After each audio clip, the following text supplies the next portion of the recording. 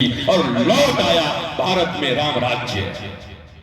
ये वो चाहिए, ये मुस्कुराहट तो सबके पास है। अभी मिलेंगे कोई, हम ही लोग आते जाते कब आए, भीतर से सोच रहे हैं इसको कब निपटाएं, ऊपर से मुस्कुराहट। ये मुस्कुराहट इतने द्वंद्व जीवन में, हर वक्त जिसको भय लगा रहता है। अरे धर्म के पालन का सबसे बड़ा प्रसाद क्या है? प्रसादस्तु प्रसन्नता। जो धर्म पालन करता है, संस्कृति का पालन करता है, गुरु के शरण में रहता है, राम के शरण में रहता है, उसको सबसे बड़ा प्रसाद क्या मिलता है? निर्भयता, अभयता। क्या आप निर्भय हो, अभय हो? फ्यूचर की कोई तकलीफ आपको नहीं है? आपको फ्यूचर डरा नहीं रहा है? पास्ट में हुए आपके साथ जो घटनाएं हैं वो आपको बार बार उद्वेलित नहीं करती? फिर आप काहे को राम के हो? किस बात के श्री कृष्ण के हो? राम के विग्रह और राम कृष्ण के विग्रह की पूजा को सिर्फ धार्मिकता नहीं कहते, ये जरूरी है, ये प्रतीक है, ये होना चाहिए। पर कृष्ण के साथ अगर कनेक्शन चाहिए तो उनकी गीता के साथ कनेक्शन चाहिए। कृष्ण ने जो बोला वो मानने को तैयार नहीं। कोई तुम्हारे घर में तुम्हारा बच्चा बोला, बेटे एक गिलास पानी ले आओ, oh dad I love you, but दूसरे से मांगो, मेरे पास समय नहीं है। ओ जाके ये सामान लिया, आई लव यू, लेकिन हम नहीं ला सकते।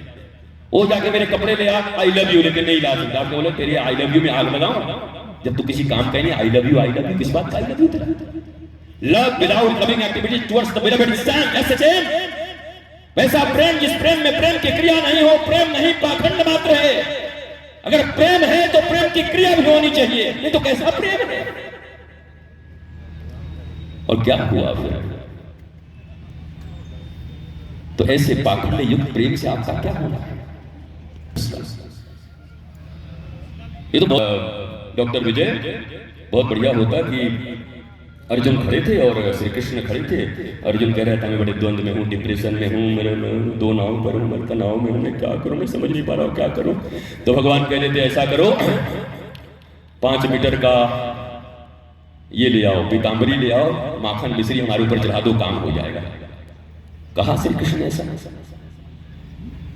कहा खड़ा हो जाओ, मैं जो बोलता हूँ सुन। तेरे भीतर जो द्वंद्व है, जो कंफ्यूजन है, उसको कंक्लूजन में कन्वर्ट करता हूँ। और 45 मिनट में गीता भगवान ने बांट दी। 45 मिनट्स, 45 मिनट के गीता में अब जाकर के अर्जुन ने कहा कि हाँ मैं समझ गया।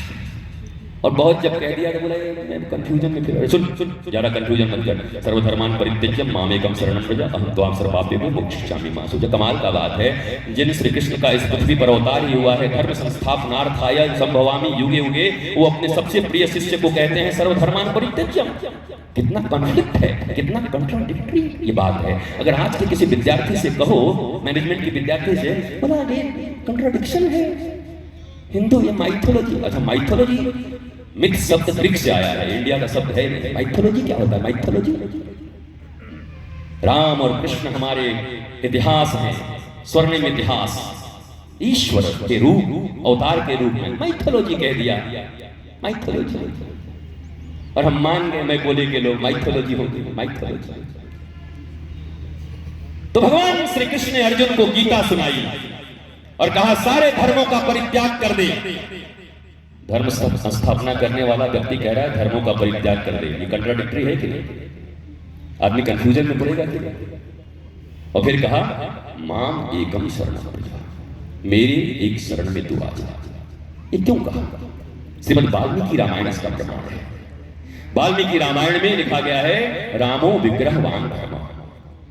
धर्म इधर उधर से लाने की जरूरत नहीं, किसी के कहने पे मानने, चलते हुए राम ही साक्षात धर्म है, लिविंग धर्म है। लिविंग देखो भैया, रिलीजन और स्पिरिचुअलिटी में भी अंतर होता है, अध्यात्म धर्म में भी अंतर होता है।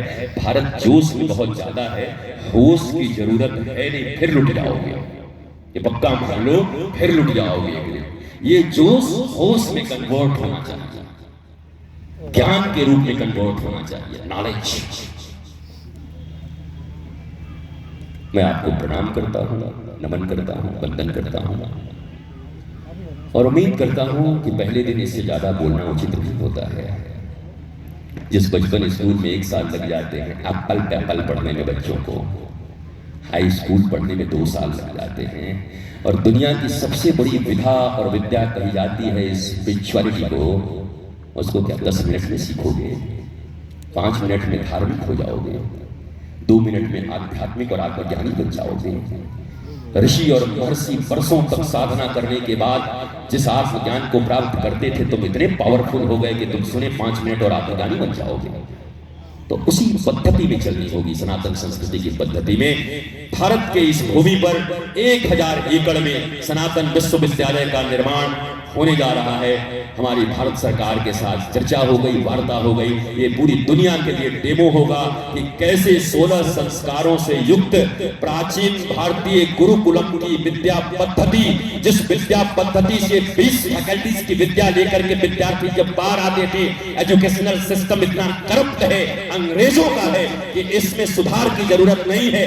इसको पूरी तरीके से मिटा करके अपने प्राचीन वैभवशाली सनातन संस्कृति एजुकेशनल सिस्टम को लाकर इसमें कंप्यूटर साइंस को मिक्स करके मॉडर्न जितनी शिक्षा पद्धति जो जरूरी है, तकनीकी और विज्ञान, इनका फ्यूजन बना करके ऐसे फ्यूजन विद्या पद्धति को भारत के भूमि पर लाने के लिए एक भगीरथी प्रयास हमने कई वर्षों से किया था।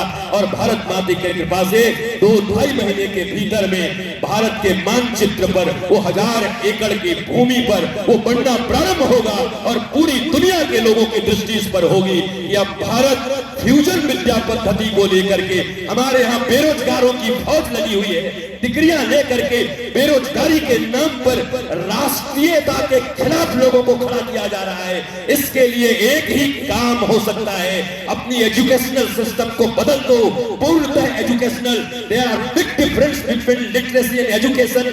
97% लिटरेसी केरला में है। अरे मोहम्मद खान